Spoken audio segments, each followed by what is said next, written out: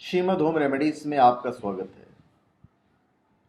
और हम आपको बताएंगे कि चंद्र दोष क्या होता है, इसके लक्षण क्या होते हैं और इसके उपाय क्या होते हैं। तो सबसे पहले तो हम आपको बताएंगे कि चंद्र दोष क्या होता है।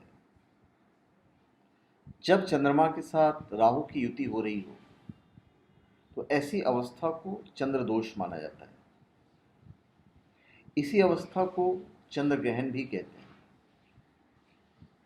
इस अवस्था में चंद्रमा पीड़ित माना जाता है और चंद्रमा चूंकि मन का कारक है इसलिए मन में विकार पैदा होने लगते हैं।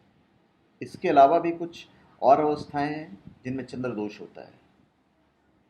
जब चंद्रमा पर राहु की दृष्टि पड़ रही हो तो वह भी चंद्र दोष कहलाता है। और फिर चंद्रमा केतु के साथ युक्ति संबंध कर रहा हो तो उसे भी चंद्र दोष माना जाता है। चंद्रमा यदि नीच राशि का हो या फिर नीच ग्रह, शुभ ग्रह या पाप ग्रहों के साथ हो तो भी चंद्र दोष होता है। जब राहु और केतु के बीच में चंद्रमा हो तो उसे भी चंद्र दोष कहते हैं।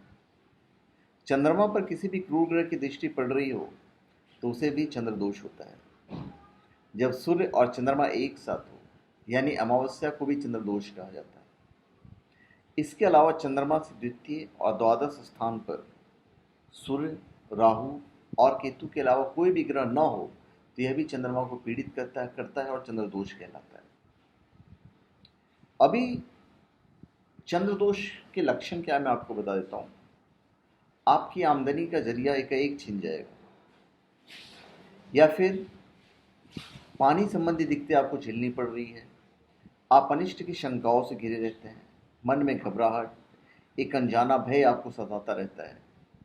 आपकी याददाश्त भी बहुत कमज़ोर होती है। यहाँ तक हो सकता है कि आपके मन में दुनिया छोड़ने तक का विचार आते हैं।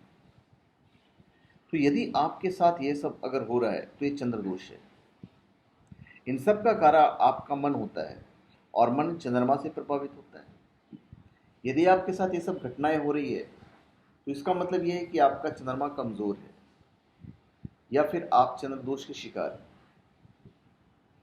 अभी इसके उपाय हम आपको बता देते हैं कि इसको आप कैसे ठीक कर सकते हैं। चंद्र दोष से बचाव के लिए आपको, हर कोई किसी न किसी रूप में पीड़ित तो रहता ही है और पीड़ित होने के बाद से जातक के जीवन में उथल पुथल मचने लगती है। चंद्र दोष के बचाव के लिए पीड़ित को चंद्रमा के अधिदेवता भगवान शिव शंकर की पूजा करनी चाहिए। साथ ही महामृत्युंजय मंत्र का जाप और शिव कवच का पाठ भी चंद्र दोष को कम करने में सहायक होता है। इनके अलावा चंद्रमा का प्रत्याधि देवता जल को माना गया है और जल तत्व के स्वामी भगवान श्री गणेश हैं। इसलिए गणेश जी को उपासना करनी चाहिए। अगर आप उनकी उपासना करते तो भी चंद्र दोष दूर होता है, विशेषकर तब जब चंद्रमा के साथ केतु युति कर रहा हो। इसके अलावा दुर्गा सप्तशती का पाठ, गौरी, काली, ललिता और भैरव की उपासना से भी राहत मिलती है। लेकिन कोई भी पूजा तभी फलदायी होता है जब उसे विधिवत रूप से किया जाए। और पूजा को विधिवत रूप से करने के लिए आपको विद्वान जो जानकार होते हैं उनका मार्गदर्शन जरूरी है, क्योंकि कभी कभी चीज़ें क्या उल्टी पुल्टी हो जाती है और आप उल्टा पुल्टा कर दोगे। तो बेहतर है जो जानकार लोग हैं उनसे विचार विमर्श करके ही आप चंद्र दोष का निवारण कीजिए। तो धन्यवाद। आप हमारे चैनल पर सब्सक्राइब करें और अपने कमेंट दीजिए। धन्यवाद।